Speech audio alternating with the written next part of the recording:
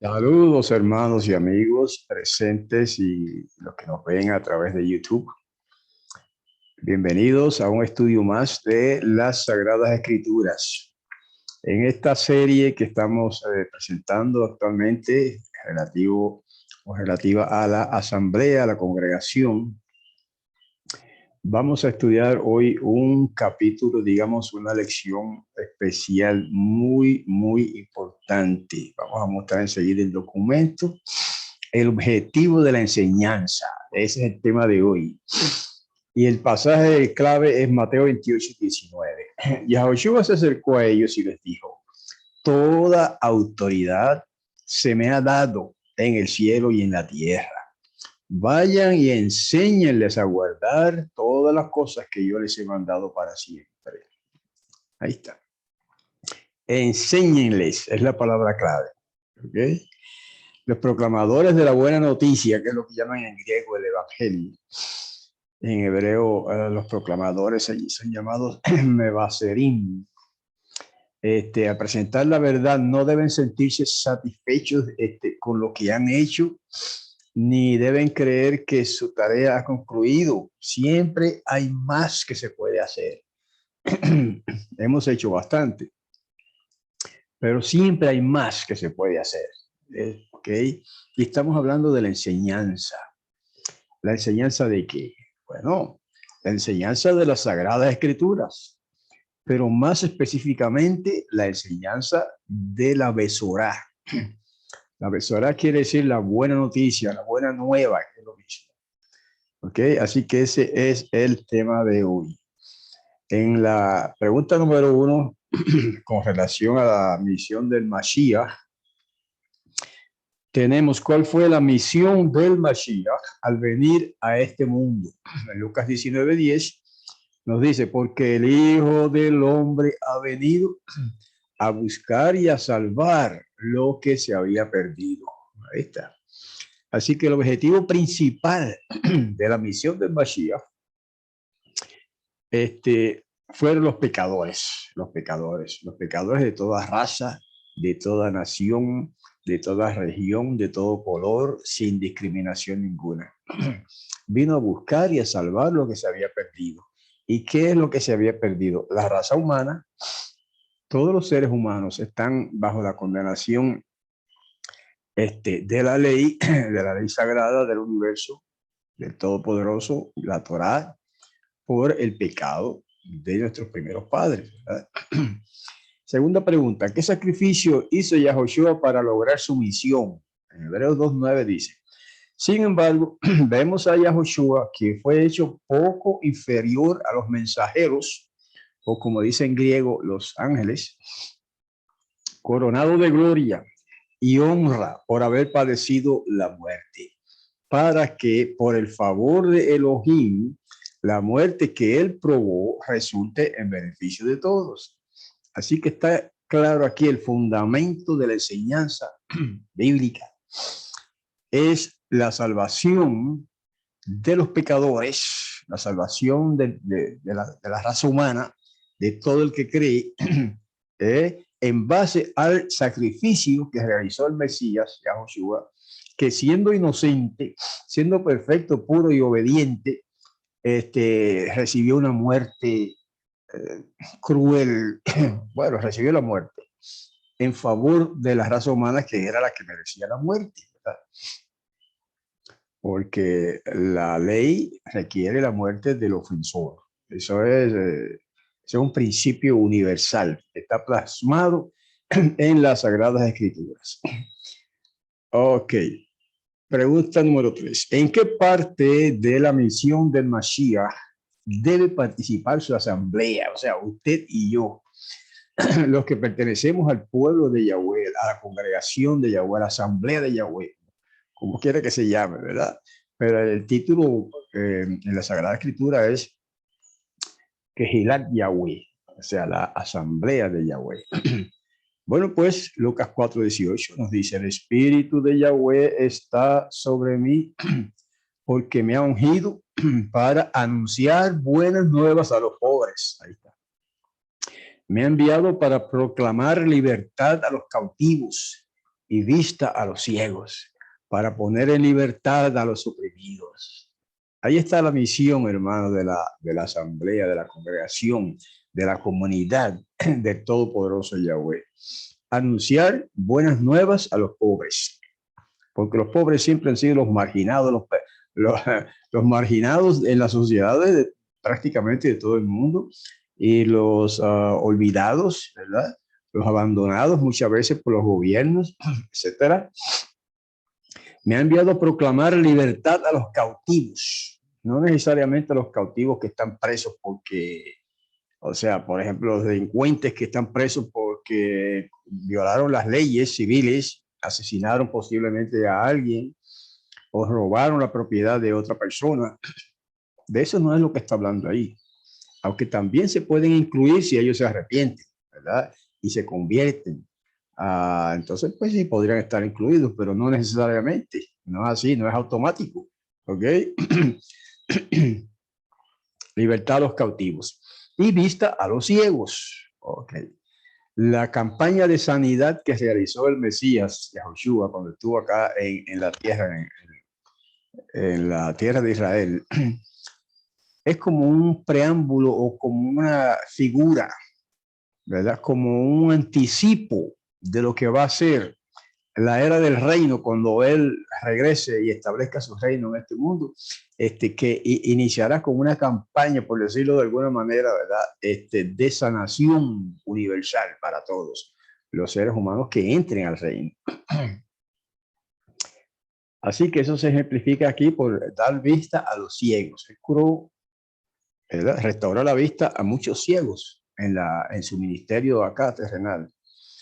E hizo otros tipos de milagros, muchos tipos distintos de milagros, incluso resucitó muertos. Todo eso lo va a hacer el Masías cuando regrese. Y luego dice, para poner en libertad a los oprimidos. Okay. ¿Quiénes son los oprimidos? Otra vez, en todas las naciones, los oprimidos generalmente son los pobres. Los oprimidos generalmente son los minusválidos, los pobres o los menos afortunados en distintos niveles, ¿verdad? En distintos niveles. Los oprimidos han sido esclavos, por ejemplo, a través de las épocas han sido los esclavos. Han sido los pueblos indígenas en muchos casos. Y aún dentro del modernismo en los que vivimos todavía hay personas oprimidas por las sociedades, por prejuicios de las culturas, ¿verdad? Distintas culturas, no hay que culpar a ninguna en especial. Todas las culturas adolecen de estos problemas, ¿eh? Prejuicios, discrimen, etcétera, etcétera.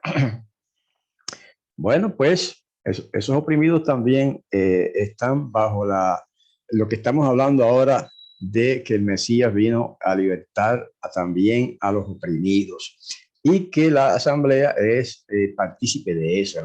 Sabemos que la misión del Mashiach en su primera venida fue sanar a los enfermos, animar a los desanimados, vendar a los quebrantados, y esta misma obra de restauración, hermanos, debe hacerse hoy día en favor de los dolientes, en favor de los necesitados de la humanidad, especialmente en favor de los hermanos de la comunidad de Yahweh, ¿verdad? Por ahí se empieza. Los hermanos primero, la familia primero, y después también los demás, los vecinos, los compañeros, los amigos, los conciudadanos. Esa es la misión de la asamblea, de la congregación, llevar este mensaje de liberación, de libertad a todos los seres humanos que podamos alcanzar, obviamente. La pregunta 4, en cuanto al objetivo de la predicación. ¿Qué es la Besorá por sobre todas las cosas? 1 Corintios 15, 1 al 4, ahí nos dice Shaul, Pablo. Ahora, hermanos, quiero recordarles la buena nueva, eso es lo que significa la Besorá, la buena nueva, que les anuncié. Ustedes la recibieron y también están firmes en ella. Y por medio de ella también se salvan. Interesante. Si la retienen, como yo se la he proclamado. Eso quiere decir sin cambios. De lo contrario, creyeron en vano. En primer lugar, les he enseñado lo que también recibí, que el Mashiach murió por nuestros pecados. Fundamento importante. Conforme a las escrituras, porque estaba predicho que así sería. En Isaías 52 al final y 53 y otros pasajes de los Salmos, etcétera, se predice la muerte del Mashiach. Por eso dice, conforme a las escrituras, que lo sepultaron y que resucitó el tercer día, conforme a las escrituras. Porque también las escrituras de los profetas de Israel habían predicho de una manera quizá un poco velada en algunos casos y de una manera más clara en otros casos, habían predicho la resurrección del Mashiach. Habían predicho que moriría el Mashiach ben Yosef y habían predicho que sería resucitado por el Padre. Y como Shaul, Pablo, el enviado del Mashiach a las naciones, confirma diciendo que el Padre lo resucitó. Varias veces lo dice. Así que este es nuestro mensaje, hermanos. Esta es nuestra enseñanza. Esta es nuestra advertencia al pecador y al mundo en general. Este es nuestro estímulo para el sufriente, la esperanza para cada creyente. Es sencillo. No hay que ser teólogos para entender estas cosas. ¿Ok? Punto siguiente.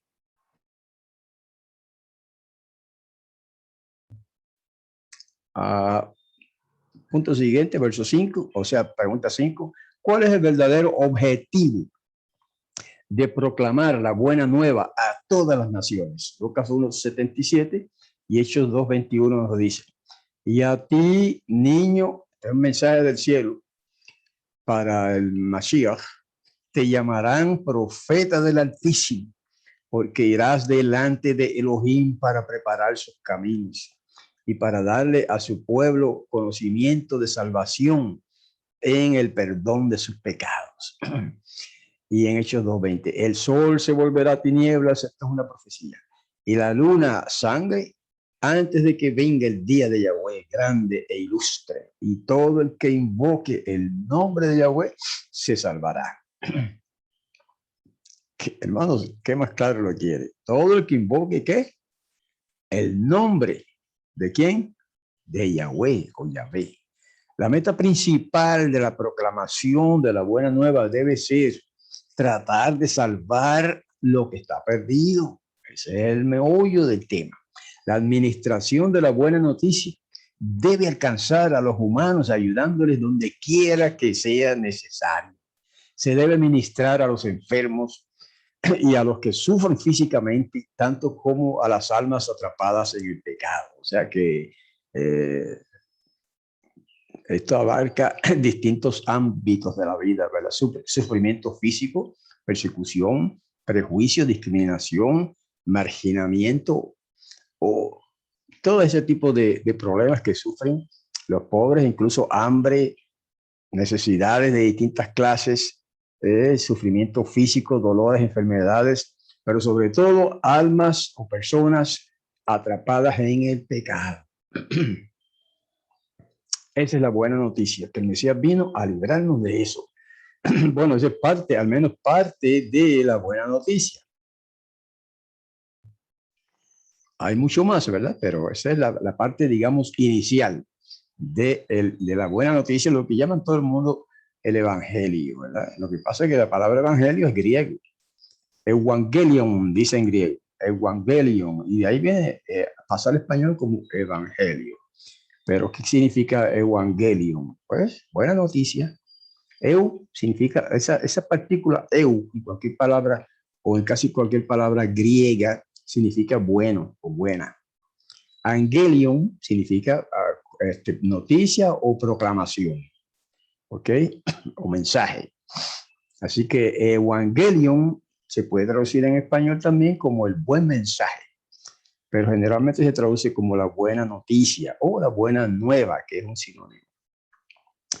Así que ese es el verdadero objetivo de proclamar la buena nueva a todas las naciones. Y esto lo estamos haciendo no nosotros solamente, ¿verdad? muchos grupos creyentes en el Mesías y Yahushua lo están haciendo en distintas naciones. Ahora mismo con nuestro humilde ministerio, que es bastante limitado, pues llegamos a muchos países, pero especialmente países hispanos, ¿verdad? O otros países que no son hispanos, pero allá viven personas que hablan español, como Filipinas, Alemania y otros países, Noruega, etcétera, que hay hispanos viviendo por allá, pues a ellos también llegan estos mensajes, ¿ok? Y de esa manera, pues cubrimos muchas naciones, aunque sea de manera limitada, por supuesto. Otros lo logran de otra manera un poco quizá más amplia, a través de la televisión, etcétera, etcétera, a través de la radio. Y se está proclamando la buena nueva a todas las naciones. La buena nueva primero de la liberación del pecado por medio de Mashiach, y en segundo lugar de la proclamación del reino de Mashiach que está por venir. Aquí hay un dato curioso que quiero comentar brevemente. En Hechos 2:20, algunas personas lo citan. Bueno, vamos a leerlo otra vez primero. Disculpen un segundito.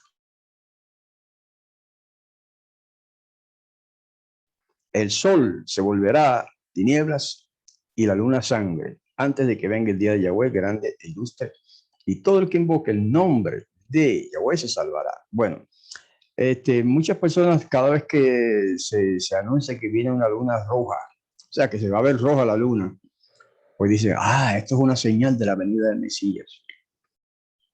Bueno, hay que tener cuidado con esa interpretación, porque sí, se menciona ahí dos cosas, que el sol se oscurecerá, o sea, habla de un eclipse del sol, y que la luna se pondrá roja, como sangre.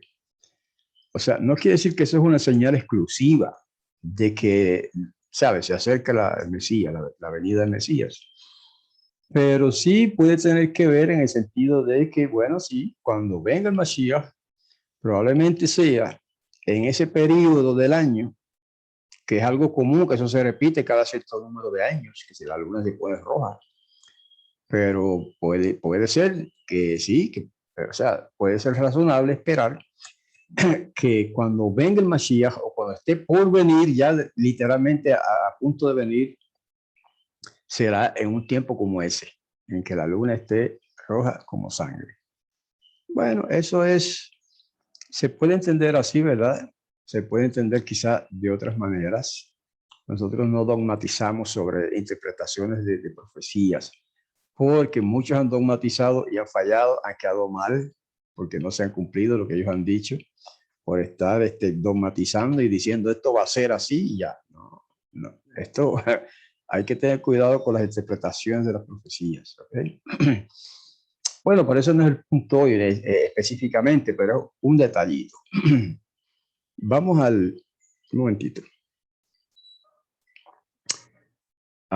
Sí, ya leímos la nota, vamos al punto 6. ¿Qué promesa pertenece a los que creen en la buena noticia y qué sucederá a los que la rechazan?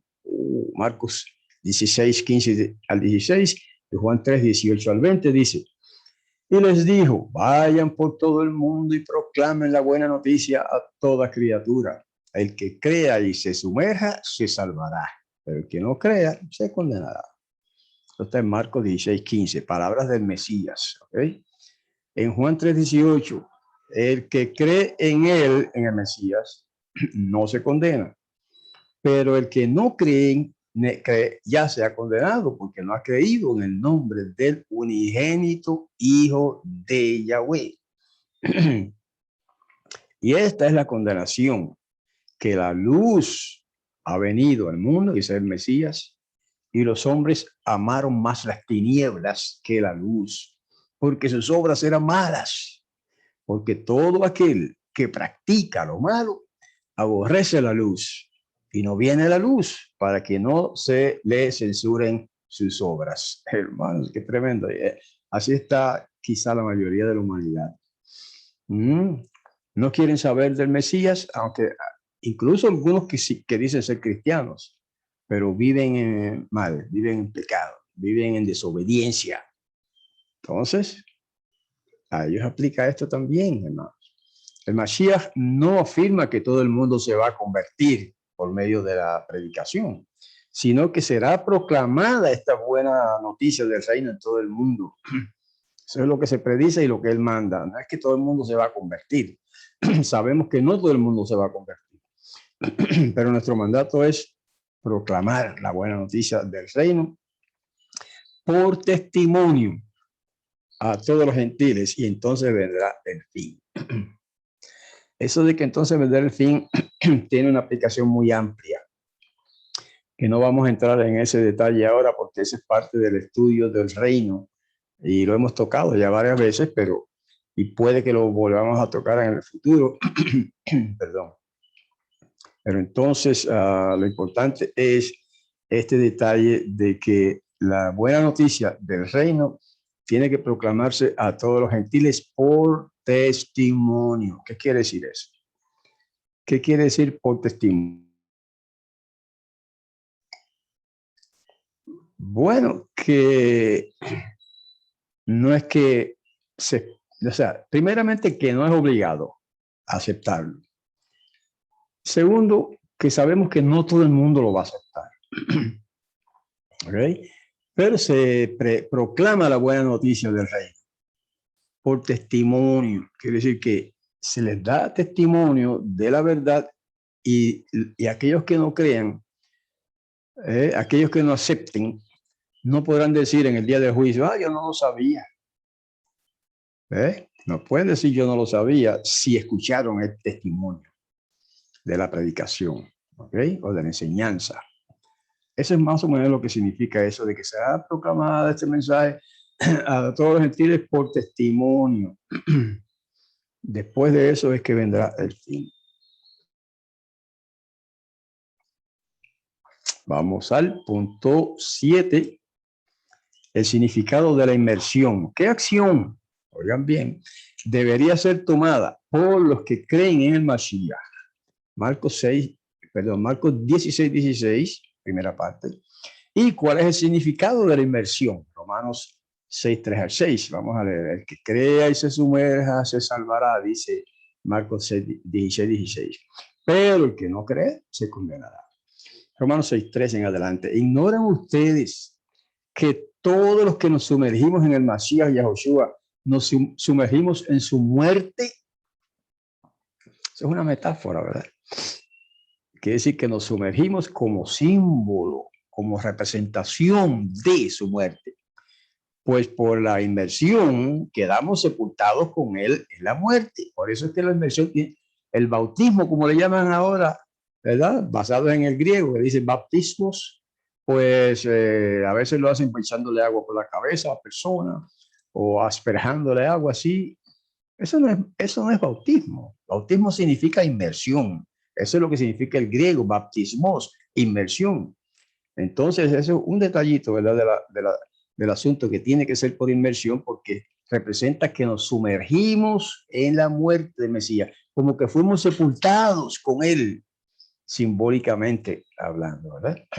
Dice el 4, pues por la inmersión quedamos sepultados con él en la muerte, para que así como el Mashiach, como al Mashiach lo resucitó de entre los muertos el poder del Padre, así también nosotros iniciemos una vida nueva. Así que la inmersión representa, simboliza esto, que hemos muerto al pecado, que hemos sido sepultados con el Mashiach y que hemos sido resucitados con el Mashiach. ¿Quién se resucitó al Mashiach? Bueno, algunos cristianos dicen, él se resucitó porque él es Dios. Hermanos, eso no es lo que enseña la Escritura. La Escritura enseña que el Padre lo resucitó, porque el Hijo, el Mesías, estaba muerto, y si estaba muerto no podía resucitarse a sí mismo, imposible.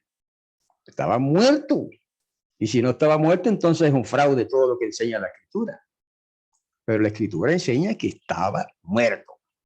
Por lo tanto, alguien tenía que resucitarlo. ¿Quién? El Padre, el Todopoderoso, el que lo engendró a él. ¿Ok? Sigue diciendo, verso 5, porque así como hemos venido a estar unidos con él por esa representación de su muerte, que es la inmersión, también lo estaremos por la representación de su resurrección. Y sabemos que nuestro viejo hombre quedó ejecutado en el madero con él. Otra metáfora, otro símbolo, ¿verdad? Para que se destruya el cuerpo pecador, para que ya no seamos esclavos del pecado.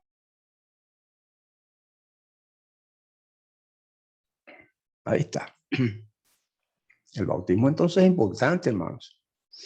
Algunos dicen, no, eso del bautismo, eso no tiene nada que ver. Lo importante es creer en él, en el Mesías, y obedecerle.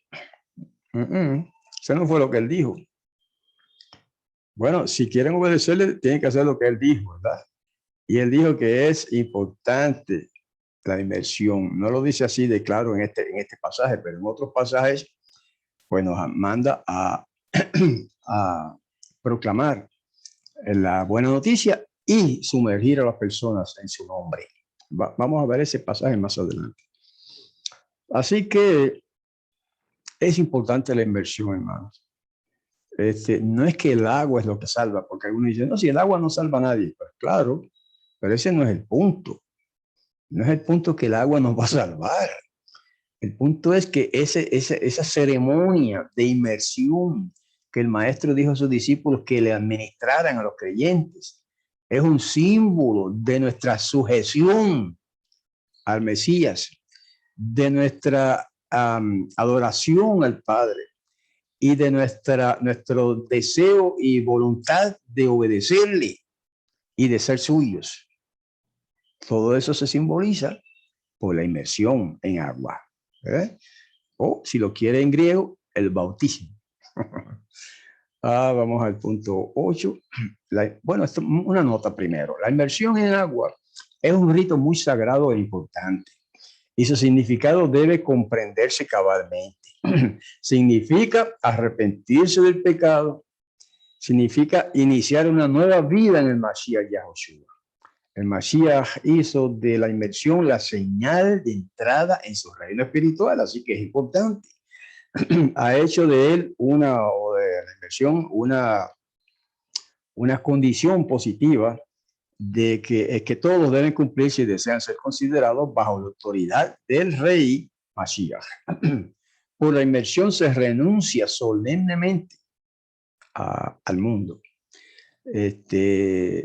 Los que son sumergidos en el nombre del Mashiach, al comienzo mismo de su vida espiritual, declaran públicamente que han abandonado el servicio del Satán y que han llegado a ser miembros de la familia real, hijos del Rey Celestial. Eso es importante, hermanos.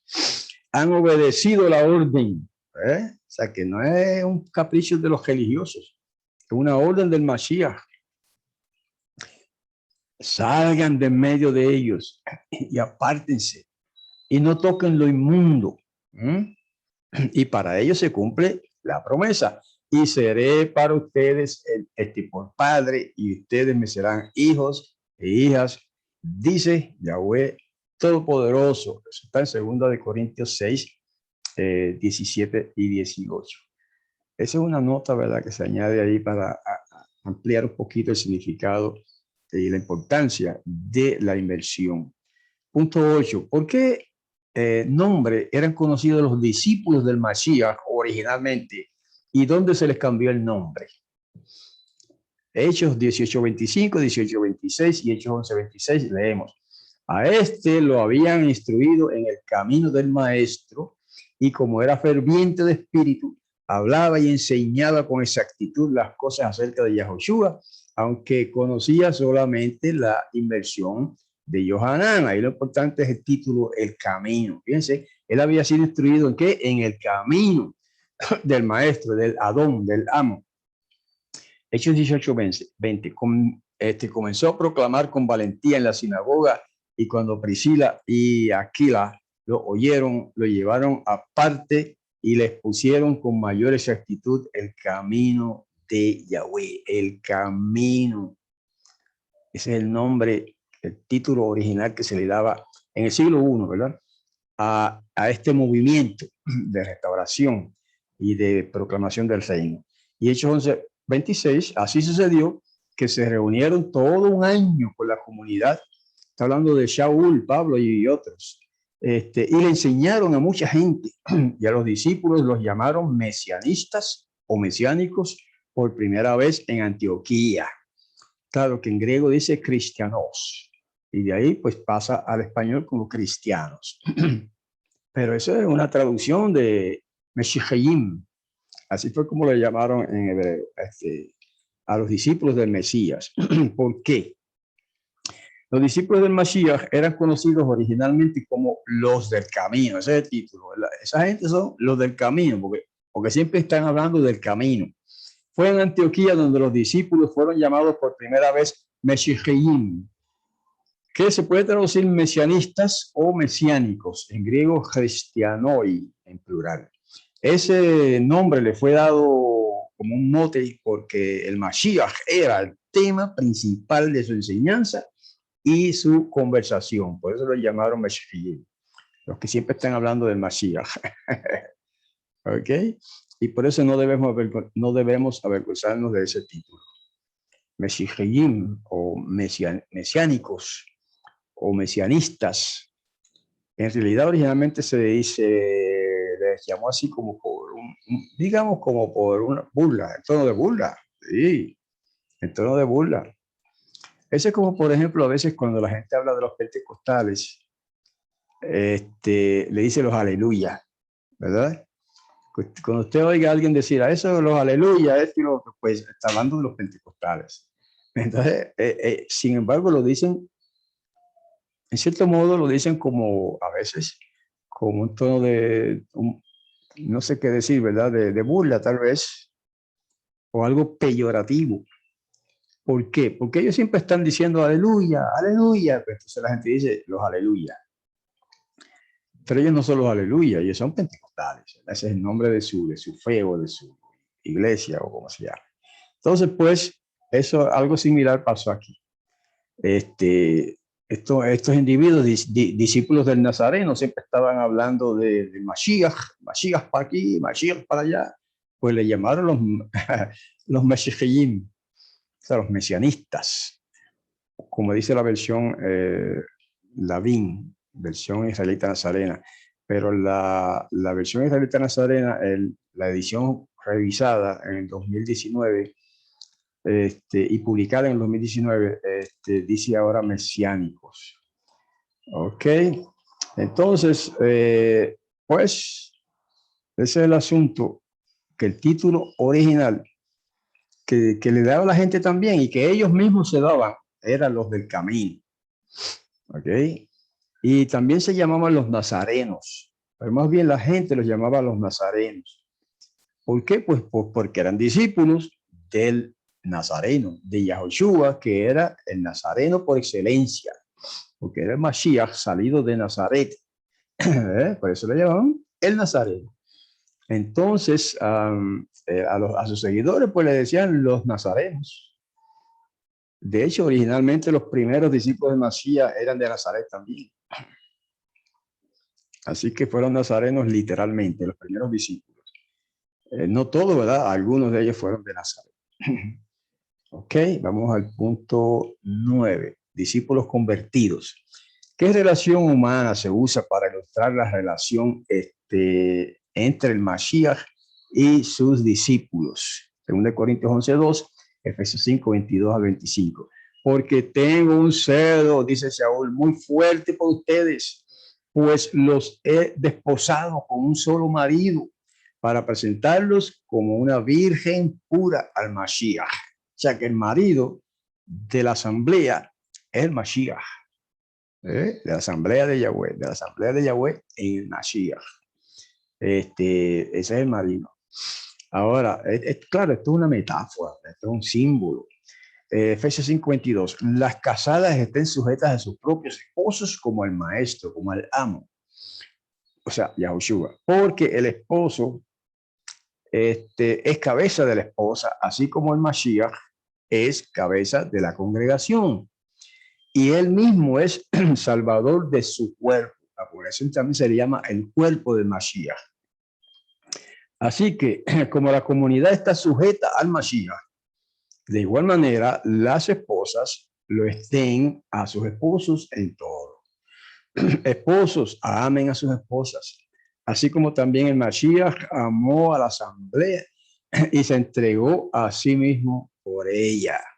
Fíjense que, aunque no es exactamente el tema, lo voy a decir ahora, pero tiene que ver, dice que el verso 24, las esposas estén sujetas a sus esposos, así como la comunidad está sujeta al Mashiach.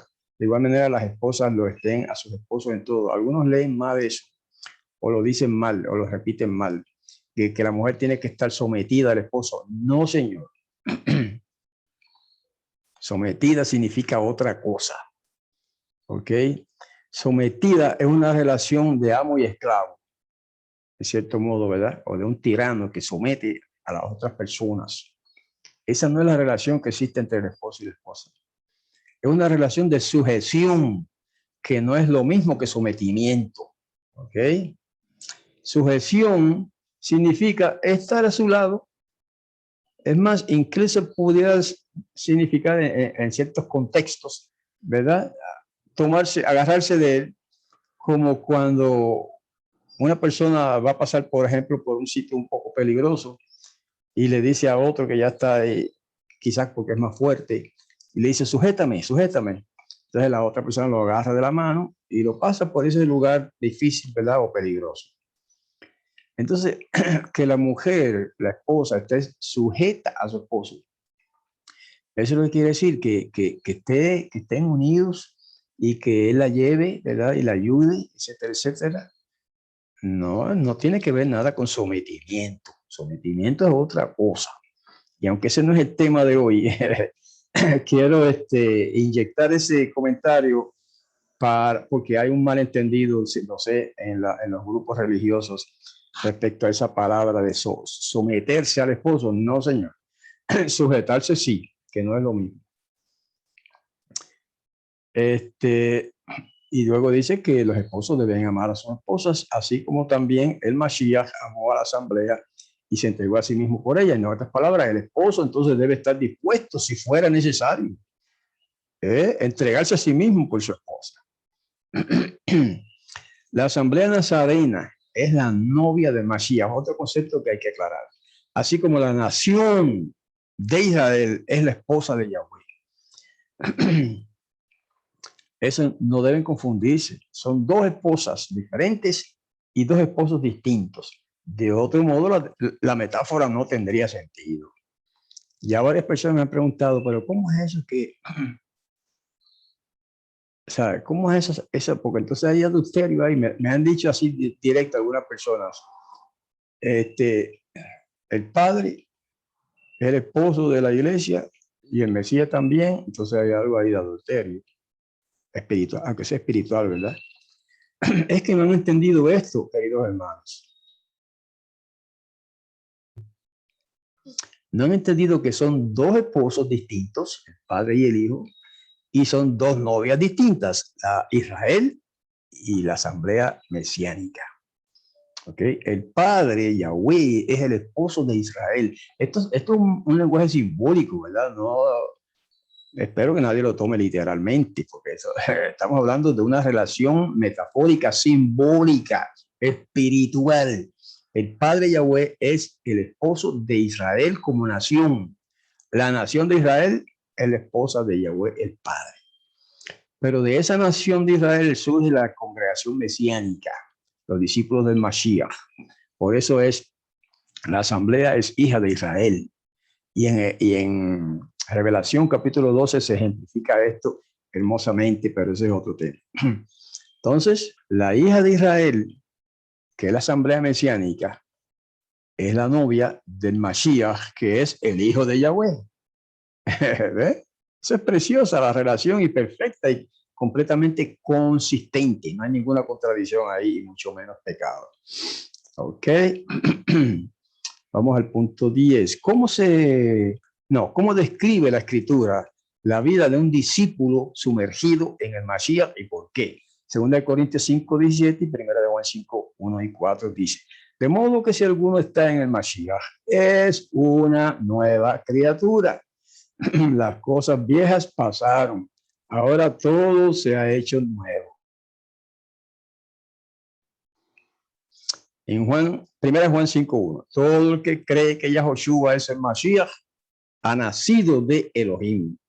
Y todo aquel que ama al que engendró, ama también al que ha nacido de él. Porque todo lo que ha nacido de Elohim vence al mundo. Y esta es la victoria que ha vencido al mundo, nuestra fe, nuestra confianza en Yahweh. Ahí está. Entonces, fíjense cómo se describe en la escritura la vida de un discípulo sumergido en el Mashiach. Ok, ahora somos nuevas criaturas. Bueno, se supone, si alguien no es una nueva criatura, si alguien no ha cambiado y sigue con los mismos hábitos y vicios y perversiones de antes, entonces no es una nueva criatura, entonces no ha nacido de nuevo.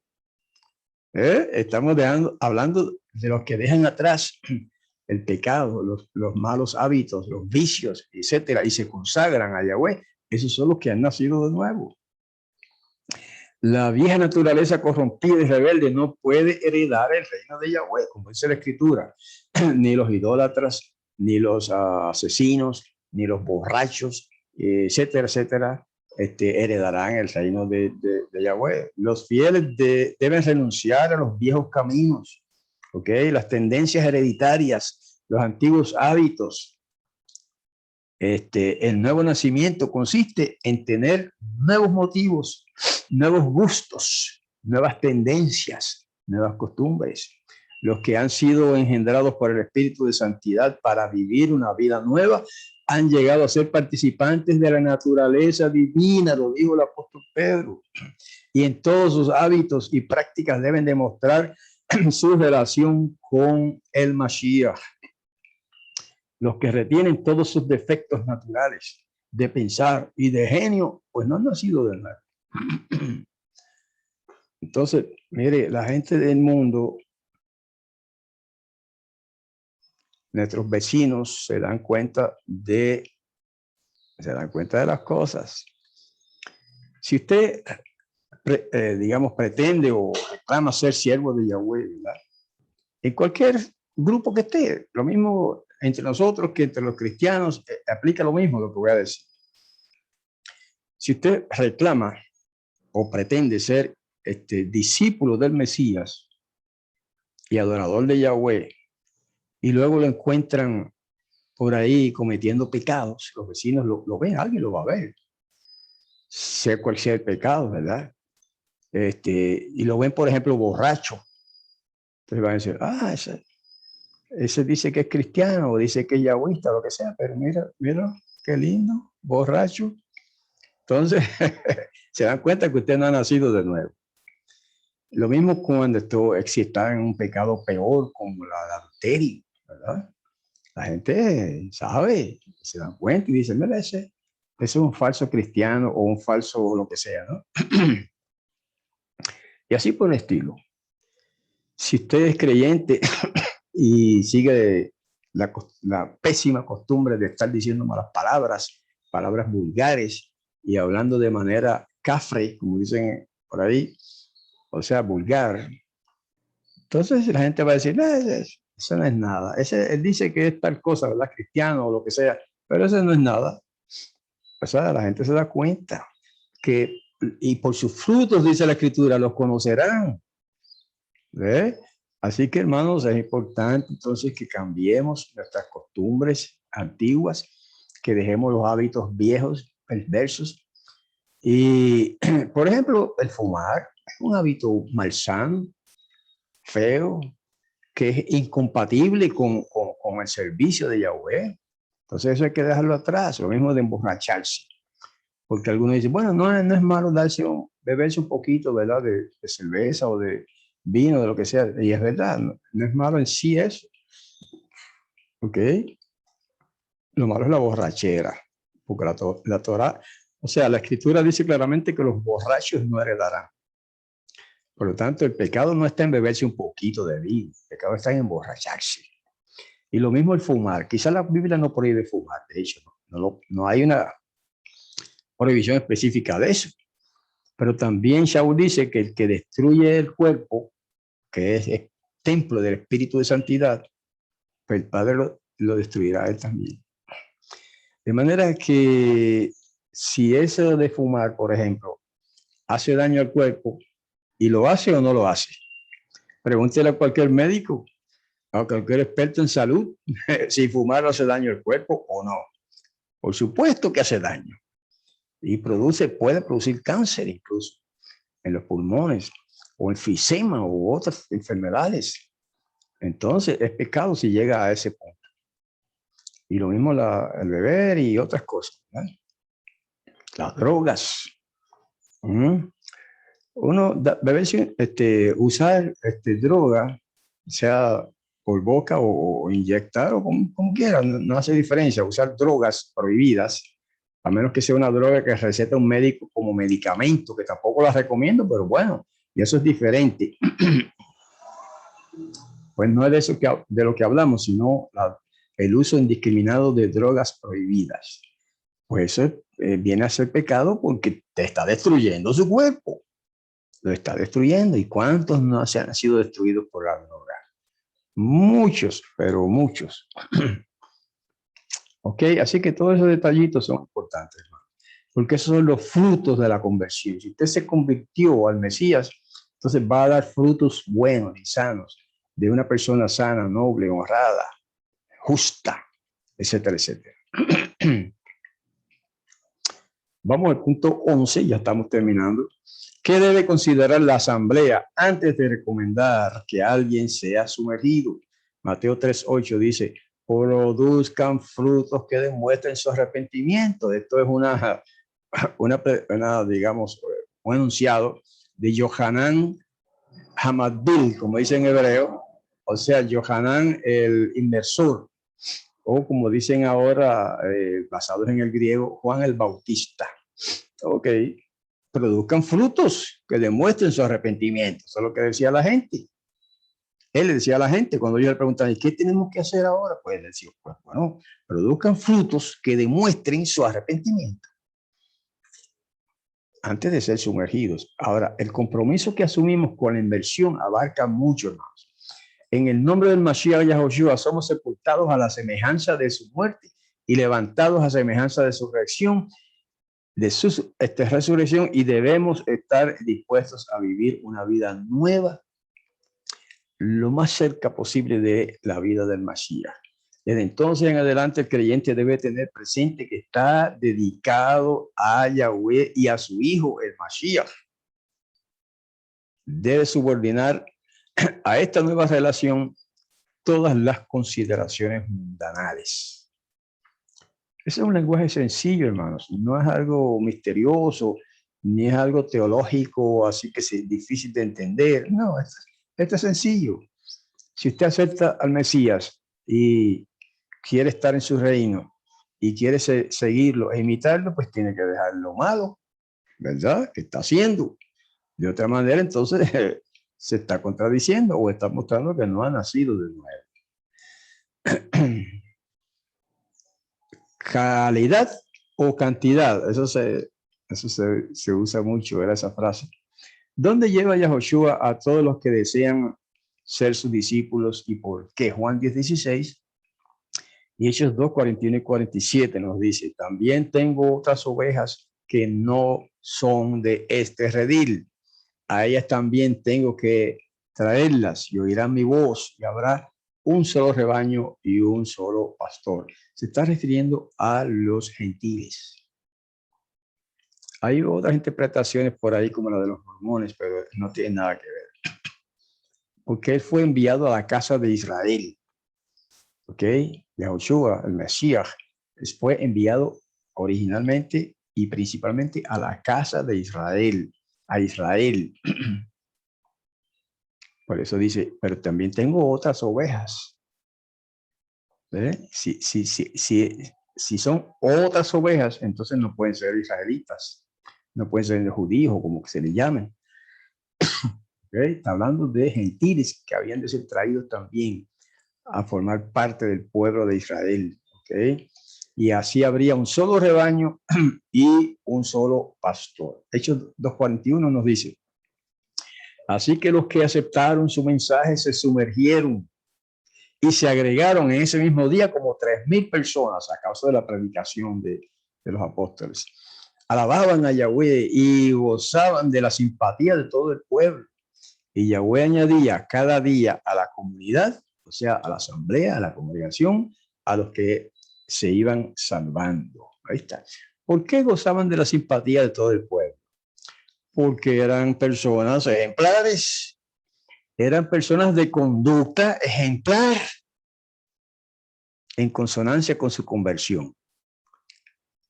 Y así que debiera pasar con nosotros, ¿verdad?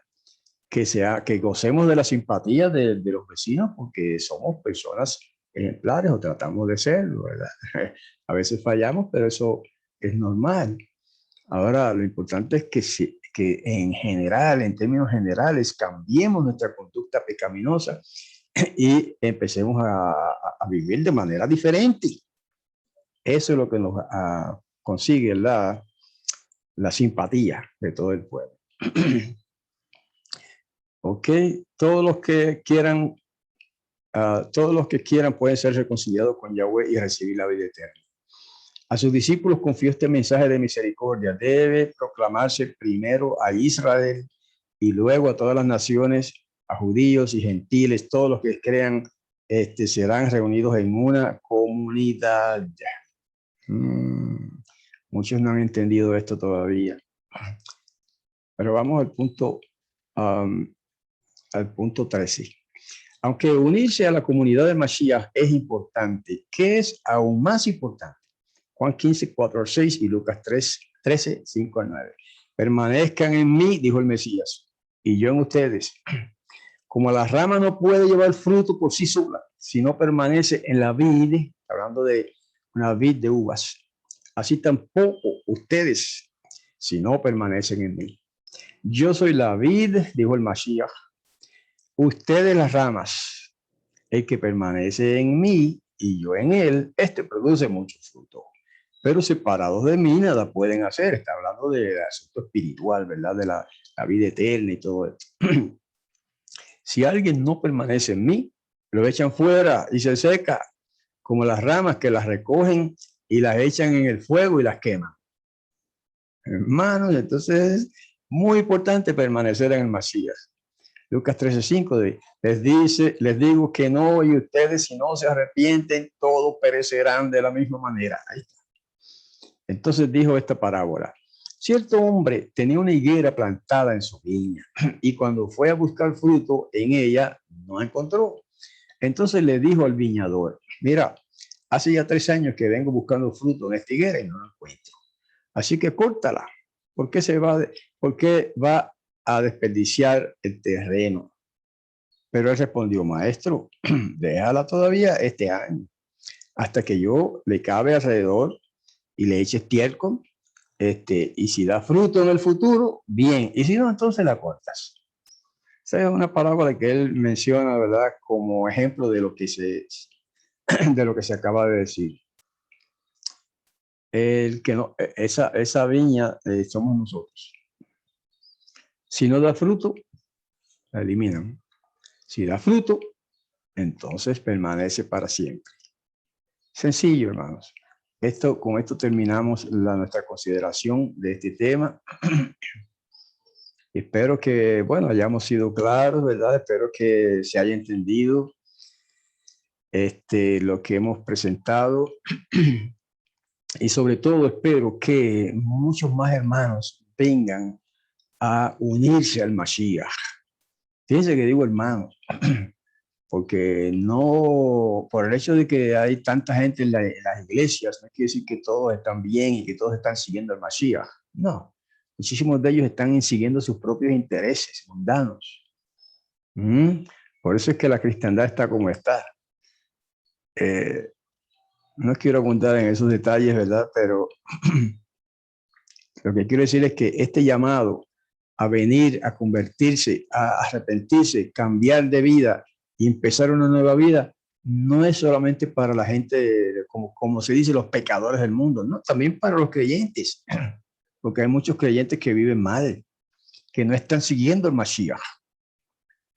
Y si no se convierten y cambian, no van a entrar al reino.